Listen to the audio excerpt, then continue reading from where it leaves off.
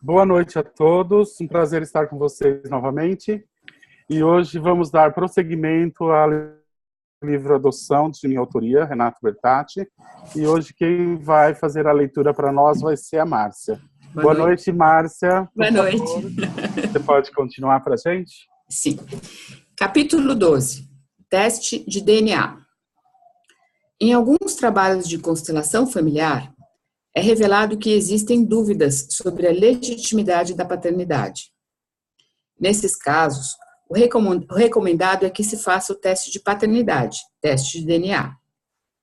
Eu tenho experiência com pessoas que foram fazer o teste de DNA e que, de fato, não eram filhos legítimos, e com pessoas que foram fazer o teste e que, de fato, eram filhos legítimos. Nesses casos, eu observo que um dos pais carrega a dúvida sobre a legitimidade do filho, e ela se manifesta na constelação. Não só o pai, mas também a mãe pode carregar essa dúvida. Ela pode ter um relacionamento extraconjugal e engravidar, sem saber se o filho é do marido ou dessa relação. Então, existe a dúvida. Quando isso se revela, eu compartilho essa informação de uma forma muito delicada. Eu digo: parece que existe uma confusão aqui. Parece que existe uma dúvida. Eu não sei se essa dúvida é real. Não sei se é uma dúvida que um dos seus pais carrega, e eu não sei se isso é de fato. Eu percebo que aqui existe um núcleo importante para a sua vida, que poderia ser esclarecido, mas isso tem que ser feito de forma científica. Tem que ser feito por um exame de DNA. Normalmente, eu os oriento para que o façam de uma forma muito discreta, dizendo que essa dúvida não pode ser do paciente, pode ser dos seus pais. Peço que não tomem isso como verdade absoluta, mas que entendam que, se essa dúvida existe no sistema, isso atrapalha a todos. Capítulo 13. Filhos de relações incestuosas ou de estupros. Crianças que são fruto de relações incestuosas e de estupros são casos especiais. Para olharmos para isso, precisamos de mais neutralidade ainda. Olhar para esses casos exige de nós algo grande, porque, novamente, em tais situações, assumiríamos o lado de vítimas e iríamos contra os perpetradores. Normalmente, conseguimos ajudar quando damos mais alguns passos para trás, além de todos que já damos para lidar com casos difíceis. Isso significa estarmos de acordo com a vida, exatamente como ela se manifesta. Mesmo em um caso de incesto ou em um caso de estupro, a vida se manifestou. Se alguém nasce, é a vida se manifestando. E então, a pergunta que nos ocorre quando olhamos para isso é: será que isso está errado ou será que isso está certo? Quem somos nós para julgar se isso poderia ou não acontecer? Mas aconteceu. E não só aconteceu, como também a vida aconteceu. Então, existem situações muito extremas como essa, e com muito mais frequência do que as pessoas imaginam. Em alguns casos, o que nos resta é lidar com as soluções menos ruins, porque são situações trágicas na nossa sociedade, com consequências sérias, em que se criam destinos muito difíceis, principalmente para as crianças. Ao estarmos de acordo com isso, podemos estar junto dessa criança. Normalmente, uma criança nessa situação se sente absolutamente só, diferente na sua alma, e nós ajudamos quando conseguimos estar com ela emocionalmente. E quando nós conseguimos estar com ela nesse lugar para ela não, e quando nós conseguimos estar com ela nesse lugar para que ela não se sinta só, quando estamos plenamente de acordo com a vida como ela se manifesta, quando deixamos de lado a questão de certo ou errado nesse momento, essa criança se sente vista, ela não se sente mais só. Aí ela ganha força para prosseguir, para continuar, mesmo com todas as dificuldades que ela provavelmente vai carregar. Em outras palavras, seria: Acolhermos com amor um destino pesado, um destino difícil. Uma pergunta que faço em situações assim é: essa situação de estupro acrescentou algo à vida dela ou subtraiu algo da vida dela? Se isso acrescentou, e por mais que tenha sido difícil a forma como foi acrescentado algo, dizer sim a isso é o que nós estamos falando aqui. Quando a pessoa consegue dizer sim, aquilo que era um peso, uma dor, transforma-se em um dom especial. Estar com uma mulher assim é um ensinamento acerca das dimensões que o amor pode ter na vida de uma pessoa. Uma pessoa que olha para a criança dessa forma, imediatamente ganha meu respeito e minha admiração.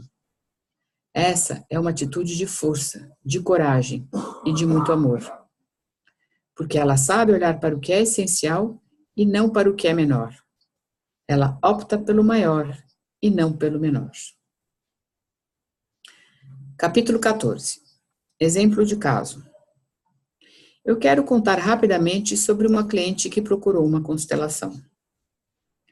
A pessoa trabalhada na questão da cliente era sua mãe, e no meio do processo, revelou-se que ela, a cliente, poderia não ser filha legítima de sua mãe, ou seja, que ela poderia ser adotada.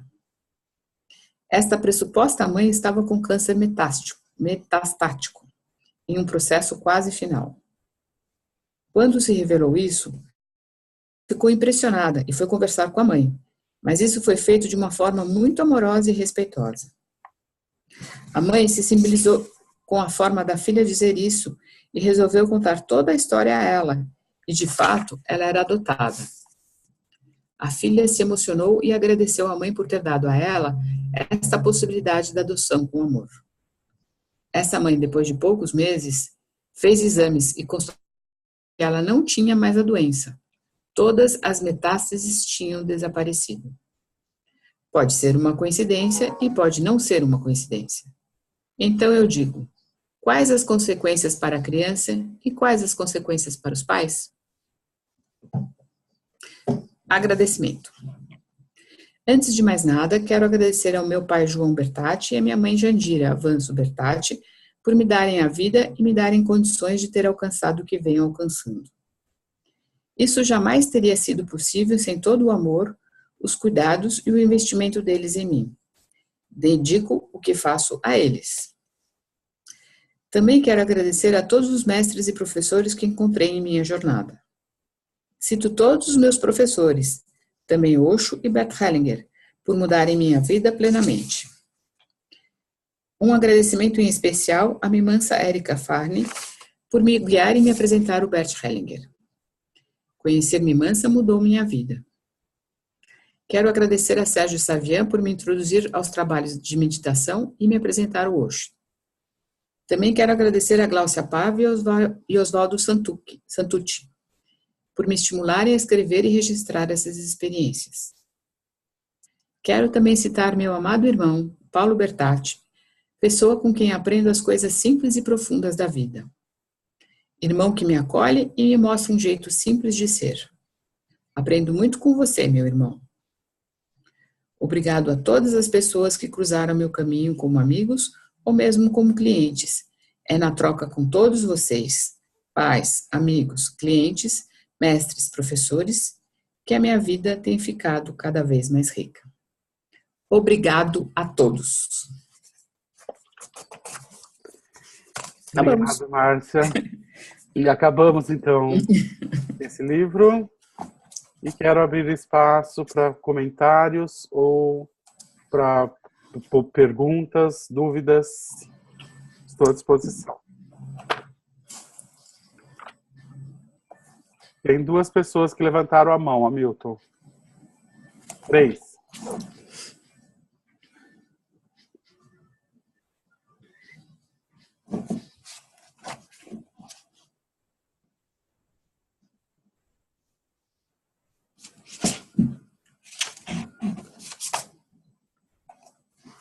O que aconteceu com o Hamilton? Hamilton, você está mudo, Hamilton. Já coloquei a Larissa aqui e é que demorou um pouquinho ela aparecer. Pode falar, Larissa. Larissa? Oi, gente, estão me ouvindo? Estou te ouvindo, Larissa. Boa noite. Boa noite. Renato, eu que quero te agradecer por esse livro, que mudou muito a minha maneira de enfrentar o tema e me guia muito no meu trabalho. Esse tema que você trata aqui é um dos mais difíceis de lidar para mim no meu dia a dia. E a dúvida que eu queria compartilhar é que para mim tem sido difícil fazer os atendimentos dos casos dos pais e mães que procuram e que tem problema psiquiátrico, problema mental. Fazer a defesa desses pais nas ações, tanto de acolhimento institucional como de destituição do poder familiar, tem sido muito difícil, porque várias vezes eu vejo o amor deles, mas é como se eles não compreendessem a necessidade de, por exemplo, às vezes eles têm muita dificuldade de aceitar os encaminhamentos da rede, e isso coloca o filho em risco. E eu me sinto completamente inútil, às vezes, sabe? Eu vi essa passagem aqui de dar vários passos para trás nos casos difíceis, mas hoje, particularmente, eu atendi 2, eu gostaria de compartilhar isso aqui no grupo. Certo. Se eu entendi bem, Larissa, são situações onde você tem que lidar com essa destituição de filhos de pais em questões psiquiátricas, é isso? Isso. E os pais procuram aqui para defesa e essa orientação jurídica é muito difícil. Muito difícil. Tá. Eu entendo, porque são pais que, na verdade, não estão querendo abrir mão dos seus filhos, não é isso? Certo. Então, nesses casos, Larissa, antes de se fazer essa destituição, a dica que eu daria era que tentasse se encontrar um lugar para essa criança dentro da própria família, falar com os avós, falar com os tios.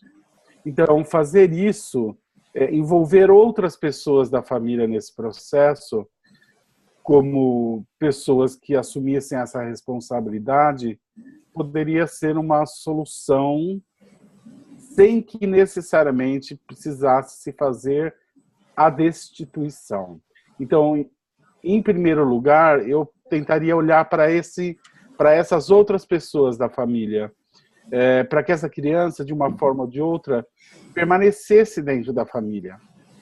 E se isso não é possível, porque as pessoas não querem ou porque os próprios pais não aceitam, bom, então, aí é uma situação onde você está numa situação difícil, né? E nesse caso, eu acho que um recurso que você poderia ter a mais para tomar a sua decisão, né, seria você tentar constelar isso, né? Seria você levar essas questões, olhar para elas a nível sistêmico, na prática, com uma constelação. E aí você ia ver com clareza aonde que qual o lugar mais seguro para essa criança. Se realmente não é com esses pais, se realmente é com alguém da família, ou se não, se realmente existe realmente uma nova família onde essa criança ficaria mais segura. Então, eu adotaria esse procedimento antes da tomada da decisão, porque isso te daria mais um recurso na hora da avaliação. É porque o meu papel, a minha função como defensora pública é promover a defesa e a orientação jurídica desses pais. E a sensação que eu tenho é que a orientação jurídica às vezes não consegue chegar, as informações jurídicas não conseguem ser absorvidas por conta dos problemas. Então, a decisão jurídica do caso não cabe a mim, sabe? Certo, eu promovo a defesa e a orientação jurídica deles. Certo, mas mesmo assim, quando você olhar e incluir muitas outras pessoas no seu olhar, que são os avós, os tios, talvez você vai ter mais clareza de como fazer essa orientação jurídica. E se você ainda fica em dúvida disso, você mesmo pode constelar, porque ao constelar, o seu olhar vai para outra dimensão. E com isso pode te ajudar muito em qual caminho você prosseguir para fazer o seu trabalho. À medida que amplia o seu olhar e você põe todos dentro desse olhar, isso vai ajudar você, porque talvez você vai ter que fazer essa dura missão de virar para eles e falar, olha, eu estou aqui para te defender, mas eu não consigo te defender. Ou talvez o melhor mesmo seja os seus filhos, esse seu filho ser entregue. Eu estou aqui para te ajudar com isso, mas diante dessa situação, às vezes você vai ter que abrir mão disso. Mas para você fazer isso, você vai precisar primeiro, Larissa, você precisaria se basear em algo maior antes de saber como você vai se posicionar diante de alguns casos que seriam casos mais difíceis, por assim dizer. Quase que dá força para você lidar da forma que seja ela qual for. Obrigada. Porque na medida que você olha para esse campo maior, esse campo também te apoia e te abre possibilidades de caminhos de você lidar com o seu cliente, que no caso está ali para você defendê-lo de algo que às vezes você não tem como defendê-lo. Mas para isso você precisa olhar para algo maior. É desse algo maior que vai vir a clareza, a solução, o caminho. Obrigada, Renato. Imagina que é Obrigada. isso. Ô, Renato. Ok. Fala, Milton. É exatamente isso que eu estava pensando. Lá na Procuradoria, quando eu tinha uma situação difícil, eu chamava os funcionários e a gente constelava. E a coisa depois ficava muito clara. E às vezes o parecer já era naquele sentido. Milton. Oi? Fala, Milton. Deu uma cortada. Pode continuar. Sim. Às vezes o parecer chegava da assessoria com aquele olhar já que apareceu na constelação. Mas isso eu só confirmava após a constelação. A gente fica muito leve e tranquilo para tomar uma decisão. Então, inclusive, passei para a Larissa aqui no chat exatamente isso que você falou. No caso difícil, fazer uma constelação. Agora temos o Laírson. Oi, Laírton. O microfone do Laírton está fechado, Hamilton. Alô? Boa noite, Laírton. Boa noite, tudo bem, Renato? Joia. Eu quero agradecer também pelo formato da aula aqui, para nós que está sendo muito rico. Inclusive, esse final de semana passado eu estive em Chapecó e usei muito os teus ensinamentos, o teu livro, citei bastante o teu livro, foi muito legal. Mas a minha questão hoje é a questão do que ela foi lida, o que acrescentou algo ou diminuiu algo na sua vida, no caso do estupro. E eu me vejo sempre perguntando para uma pessoa, né, que tem um estupro, o que ela poderia ver que acrescentasse. Eu queria que tu falasse um pouco isso. O que diminuiu, eu sei que ela vai tender por diminuiu, né? Que ela vai ficar no papel ali, né? Mas o que a gente poderia trabalhar com ela para ela superar isso, né? E esse é o intuito, né? Bom, vamos lá. Existem situações que uma pessoa passa na vida que são situações muito difíceis. Como uma pessoa passar por um estupro, como pais perderem um filho num acidente ou numa doença, ou numa situação de injúria ou de calúnia muito grave, que teoricamente mexe com a reputação da pessoa diante da família ou da sociedade. Ou seja, existem, de fato, situações muito difíceis que o ser humano passa na vida. E todas essas situações difíceis, nós temos duas possibilidades, Laírton. Uma delas é nós nos sentirmos vítima dessas situações, o que de fato nós somos, porque de alguma forma nós não temos controle sobre isso. Ou a gente simplesmente pode olhar para essas situações difíceis e sorrir para isso internamente e de alguma forma agradecer a essa situação por esse algo ou por essa experiência tão profunda que eu acabei tendo que vivenciar. Eu sei que isso não é algo fácil, eu sei que isso exige de nós algo muito grande, talvez o máximo que a gente possa dar. Mas aquele que consegue dar esse passo, ele opta pelo grande e não pelo pequeno. E com isso, com aquele que causou esse algo, o peso que pertence a essa pessoa. Então, numa situação de um estupro, é lógico que é uma situação difícil, é lógico que isso vai causar um impacto profundo na vida da pessoa. E aí ela tem duas possibilidades. Se ela ficar no pequeno e só se sentindo vítima, ela permanece aprisionada ao perpetrador dentro dessa relação.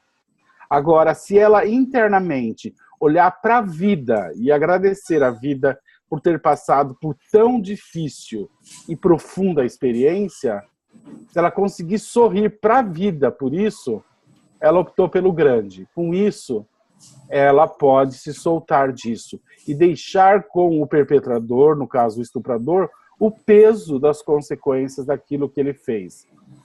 Então, dentro de uma constelação desse tipo, a gente diria para a vítima dizer para o perpetrador, né? Eu deixo com você todo o peso daquilo que você fez. Eu deixo com você as consequências daquilo que você fez. E a pessoa se abre para algo grande.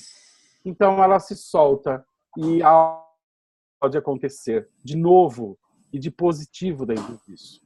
Agora, se essa pessoa ela fica se sentindo vítima e não consegue sair desse lugar de vítima, e esse evento vai tirar dela vida e não acrescentar a ela vida. Então, isso não é só no caso do estupro, mas é a mesma coisa que acontece quando uma mãe perde uma criança de 2 anos, de 7 anos, de 10 anos. Muitas mães, elas não aceitam isso. Elas não ficam de acordo com a vida. E com isso, elas vão passar o resto da vida amarguradas e querendo morrer ou se culpando por isso. Então, nesse caso, o que a gente observa? Nesse caso, o que a gente observa é que a pessoa optou pelo pequeno. E se ela optou pelo pequeno, esse acontecimento não trouxe algo de novo ou positivo na sua vida, só subtraiu a vida dela. Agora, aquela mãe que pode olhar para isso e dizer sim, e reconhecer que isso vai mudar a sua vida para sempre, mas que ela pode dizer sim, ela vai ser outra pessoa através disso. E ela pode ficar em paz e deixar os filhos seguir em paz. Então, muito legal, obrigado. Sempre tem a opção de optar pelo grande ou pelo pequeno. O pequeno subtrai, tira. O grande amplia e traz crescimento. Portanto, ficar no papel de vítima, muito bom, mesmo na situação da estuprada, é algo que só subtrai, sendo que ela poderia fazer disso algo grande. Obrigado, gratidão. Nada. Obrigado a você da pergunta, é uma pergunta importante. A minha dúvida é... Oi, quem que está falando? A Cláudia. Cláudia, oi, Cláudia. Queria saber que efeitos um estupro teria nos descendentes. Desculpa, você queria saber quais as possíveis consequências. Você pode repetir? Quais seriam as possíveis consequências para os descendentes de uma criança vítima do estupro? Eu tenho um caso na família. Tá. A criança é fruto do estupro? É fruto do estupro de um vizinho. A mãe rejeitou a criança, deixou com a avó e uma tia, irmã dela. Depois disso, ela teve 2 outros filhos. Mas esse menino depois voltou. Eu não conheço bem a história. É a história do meu avô materno.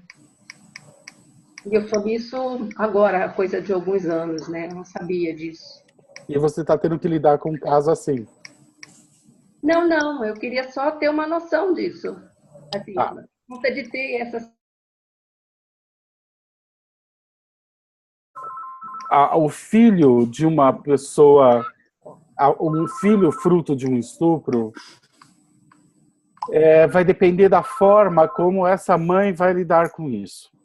Porque a criança não tem culpa nenhuma disso. Mas é um fato que essa criança ela vai representar um incidente difícil na vida da mãe. Então, se essa mãe rejeita esse filho, porque ele é fruto desse estupro, isso significa que ela não está só rejeitando aquele acontecimento na vida dela, ela também está rejeitando a vida e a forma como a vida se manifesta. Ou seja, se ela fica em paz com isso, se ela aceita isso, isso significa que não necessariamente vai ter maiores consequências na vida dela. Agora, se essa mãe, como no caso, rejeita esse filho, o efeito disso é que ela se sente como é fruto uma criança que para ela nascer, a mãe morreu, por assim dizer. Sabe, mães que morrem no parto? Mães que para dar a vida a um filho, elas morrem, né? Então, as consequências para esses filhos é que eles se sentem culpados de existir às custas da morte da mãe.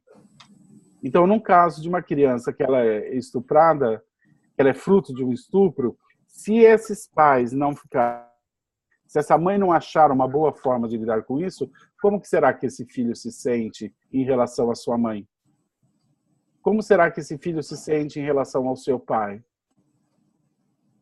Você pode imaginar os sentimentos que esse filho tem? Ou seja, ele se sente, ele representa a culpa de um perpetrador diante de uma vítima. É lógico que isso é um conflito profundo, aonde essa pessoa, no caso esse filho, ele pode se impor muitos processos de doenças, muitos processos de autopunição, de não se dar o direito. Então, é uma situação bastante complexa essa, né? E o filho dele poderia ter uma doença de esquizofrenia, no caso. É claro, poderia.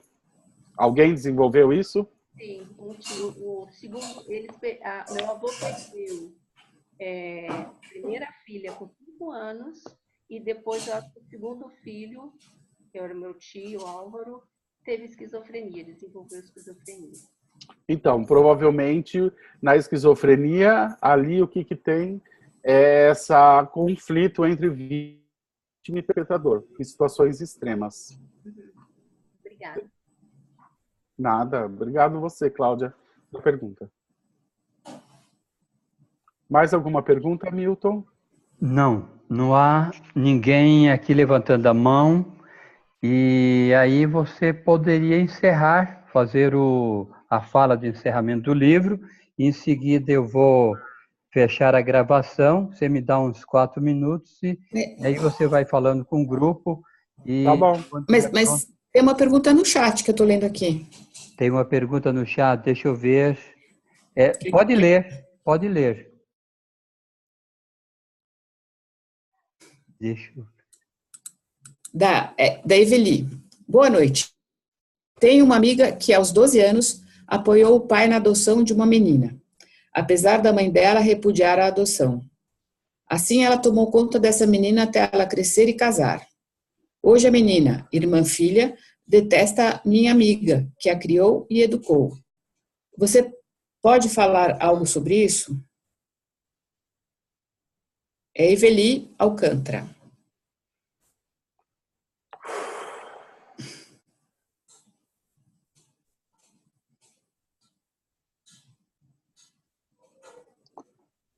Posso.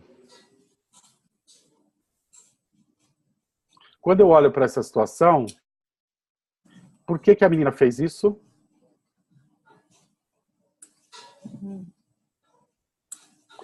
Ela fez isso para salvar o casamento dos pais.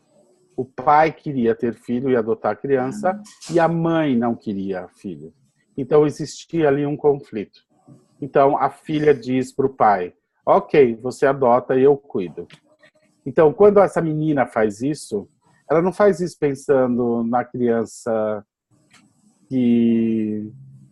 Ela não faz isso olhando para a criança. Ela faz isso pensando em como ela vai fazer para segurar o pai dentro desse casamento ou dentro dessa relação. Então, é claro, ela não fez isso olhando para a criança. Essa criança cresce e não se sente vista, de fato, por essa pessoa que cuidou, no caso, é sua amiga. Então, quando ela cresce, ao invés dela estar grata, ela tem raiva, porque ela não se sente vista. Então, é de novo aquilo, depende o foco. Se na adoção, e eu uso isso para a gente finalizar o comentário sobre esse livro. Se no processo de adoção o foco de fato é a criança, nós devemos pensar no que é melhor para ela. E o melhor para ela não é o que nós queremos, e sim o que é o melhor para a criança. E de fato, na maioria das vezes, o melhor para a criança é que ela seja levada de volta para os seus pais, para os seus avós e para os seus tios. Caso eles não queiram essa criança, então agora você vai ter que provar que você pode ser uma pessoa, uma boa pessoa para essa criança. A tutela seria um bom momento para se provar isso. Então, dessa forma, qualquer adoção que é feita sem esse foco na criança tem grande chance de ter problemas mais tarde. Assim como não dizer para a criança que ela é adotada, isso pode ser um motivo mais tarde de ter conflitos nessa adoção. Excluir os pais biológicos também pode ser um motivo mais tarde de ter dificuldades, desses pais adotivos terem dificuldades com a criança. Ou seja, para uma adoção ser bem sucedida, é importante que nós saibamos olhar para a criança e incluir com a criança, não só termos ela no nosso biológicos, termos o nosso olhar a criança como foco central e muitas vezes também até a instituição. E saber que todos têm um lugar certo dentro disso. E que ninguém deveria querer substituir ninguém nesse processo. Os pais adotivos, para serem bons pais adotivos, isso exige muito deles, né? E por mais que eles queiram dar ou tenham para oferecer para a criança, se eles não incluem todos que têm direito de serem incluídos, no final eles se sentem fracassando, porque por mais que eles façam, aquele que consegue ter a gratidão que eles de fato merecem por tal grande trabalho. Então, para a adoção ter sucesso, é muito importante que a gente tenha um foco na criança, no que é bom para ela. E isso é um pré-requisito para que essa adoção possa ter sucesso e possa se completar de uma forma onde o amor possa fluir entre essas pessoas que têm muito para dar e alguém que tem muito para receber, que no caso é a criança. Então, foi um prazer estar com vocês. Muito obrigado pelas perguntas, porque as perguntas nos permitem olhar para outras dimensões, enriquecer tudo aquilo que já estava escrito. Então, foi um grande prazer poder acompanhar vocês na leitura, né, e na compreensão um pouco maior desse livro. Parece que tem alguém que gostaria de fazer um comentário. Deixa eu ver. A Tatiane. Tatiane, deixa eu ver aqui, Renato.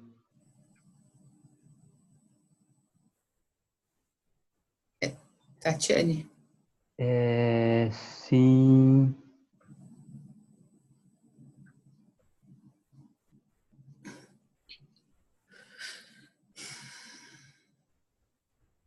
Ela pode falar. Acho que você não liberou ela ainda, Milton. Pois é, não consegui, mas passei ela para cá agora E vou tentar agora... Tatiane, né? Mas... Alô? Vocês estão me ouvindo ou não? Ela é a Elaneide, né? Eliane. Eliane, De Almeida. você era a primeira que estava pedindo ali, né? Eu sei que eu estava pedindo, se eu era a primeira, eu não sei. Sim, apareceu ali, então foi liberado você, pode falar. Na verdade, é uma pergunta que eu tentei colocar no final da última aula, mas aí o Renato já tinha caído. É a questão de uma colega, ela é uma mulher de uns 40 anos, e ela é adotada. E ela tem muita raiva, ela não conhece os pais adotivos, e ela tem muita raiva dos pais adotivos, porque ela os culpa por ela ter sofrido abuso do avô da família adotiva. Os pais adotivos eram muito bons com ela, sempre trataram muito bem, mas ela sofreu abuso por parte, eu não sei se era o pai da mãe ou do pai adotivo. E essa moça, ela é bipolar. Então, assim, isso para você traz assim alguma essa bipolaridade poderia ser uma consequência, uma coisa já clara para você, ou seria uma coisa, porque ela fez, eu presenciei uma constelação dela, mas ela constelando essa questão, né, da raiva que ela tinha dos pais adotivos, dos pais biológicos por terem abandonado, né? Mas essa questão do abuso não foi identificada, não apareceu na constelação. Uhum. Bom, nessa situação, essa raiva ela é vivida como um profundo conflito dentro da pessoa, porque por um lado ela se sente ferida de ter sido doada e por outro lado ela tem uma dívida com os pais biológicos porque deram a vida a ela. Então isso é vivido como um profundo conflito dentro da pessoa. Então, na consciência pessoal, ela tem raiva dos pais biológicos e na alma ela tem dívida com eles. Então ajuda, no caso, quando essa pessoa se despede desses pais biológicos. É necessário fazer essa despedida. E não só essa despedida ela pode ser feita, como também nessa despedida pode se agradecer a esses, última instância, ela não se sente mais na obrigação de amar esses pais, mas expressa a gratidão que, no fundo, ela deve a esses pais pela vida que esses pais deram a ela. Então, muitas vezes o que ajuda é fazer esse processo de despedida. Sem esse processo de despedida, ela não tem solução. Por quê? Porque, na verdade, ela tem essa dívida e, ao mesmo tempo, ela não consegue ir embora. Ela fica presa nessa raiva. Então, ela nem se despede e nem consegue ficar livre. Isso foi feito na constelação. A minha dúvida era se precisaria ter sido feito alguma coisa mais por conta da questão do abuso na família adotiva. Mas bom, isso são duas coisas separadas que não deveriam ser lidadas juntas. Ok. Isso são duas coisas separadas. Então, tentar juntar isso não ajuda. Porque na cabeça dela era junto, né? A raiva era porque se não fosse os pais terem entregue, ela não teria sofrido aquilo, né? Exatamente, não é isso. Então, quando você deixa que a pessoa junta tudo isso dentro dela, aí fica sem solução, porque uma coisa, em última instância, não tem nada a ver com a outra. Nessas situações de abuso, muitas vezes o que está se fazendo é compensações. Mas aí já é outra questão, já entra dentro de outra dinâmica, aí já é outra questão que está sendo envolvida. Ok, Renato, obrigada. Imagina, obrigado a você, Eliane, pela pergunta. Não estou ouvindo. Boa noite, Renato. Boa noite, colegas. Eu gostaria de te agradecer pela oportunidade de estar com o seu livro, de ter você aqui, de ter o teu comentário desse teu livro. Apesar de fazer o meu trabalho, né? Eu tive a oportunidade de ter hoje para mim um novo conceito de adoção, que quando o que os pais têm para doar, o que eles receberam e têm para doar, para mim, hoje, a adoção, eu tenho uma visão de gestação de alma. Existem as pessoas que são os pais de sangue e existem as pessoas que têm a gestação de alma. E, para mim, toda vez que eu ouço hoje a palavra adoção, é isso que vem no meu coração e é isso que vem na minha cabeça. Eu gostaria de te agradecer por isso, por essa nova visão e por esse novo conceito para mim. Obrigada, Renato. Imagina, foi um prazer. Bom, acho que acabaram... A Marlene queria fazer um depoimento. Mais um depoimento, ok. Pois não, Marlene? Opa, ai, meu Deus, peraí. Cadê? Não sei se ela tem vídeo, mas eu posso ler. Pode ler, por favor. Marlene, gostaria de colocar um depoimento pessoal.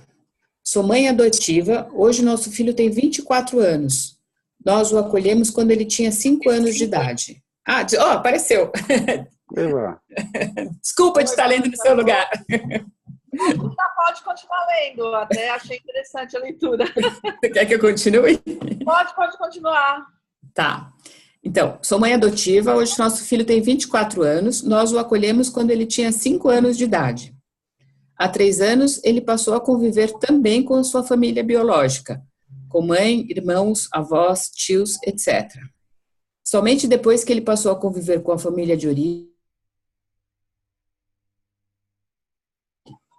somente depois disso que o amor dele fluiu para nós. Muito bonito, Marlene. Eu acho que isso vem a confirmar o que o Renato falou, né, sobre a adoção. O que ele falou há pouco, né, que o amor da criança pode fluir quando a gente permite que ele flui, né. Eu acho que no futuro também, talvez, e ser incluído nos planos de adoção, essa convivência com essa família de origem, quando eles não têm condições de criar essa criança. Talvez isso ser implementado aí nesse plano jurídico também.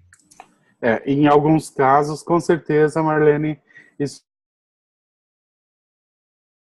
Mas não em todos os casos, não Sim. Vamos ser inocentes. Sim. Existem casos em que é correto que a criança saia daquele lugar. Sim. Embora, talvez, em menor número do que se imagina. Né? Muitas, de fato, adoções, muitos pais que doam seus filhos, eles não fazem isso por desamor. A maioria, eles fazem isso por amor, com muito sofrimento.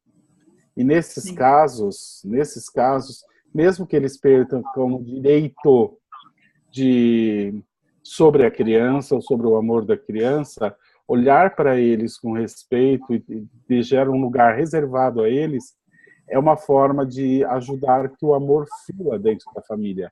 E é como você disse, quando você libera seu filho para ele ir atrás dos pais biológicos, ao invés de você perdê-lo, você ganha o amor e o reconhecimento dele. Sim. Mas é claro que isso exigiu muito de você. E só porque você teve coragem, né, de olhar para ele, para o que é importante para ele, é daí que vem o reconhecimento dele. Eu diria até que ele veio para nós quando a gente permitiu isso. Que antes existia um bloqueio dele com relação a nós. Sim. Muito lindo, muito corajoso. Boa noite, obrigada. Boa noite. Bom, agora acho que foram todas as perguntas e todas as colocações. Então, nós ficamos por aqui. E boa noite a todos. E daqui a alguns minutos voltamos.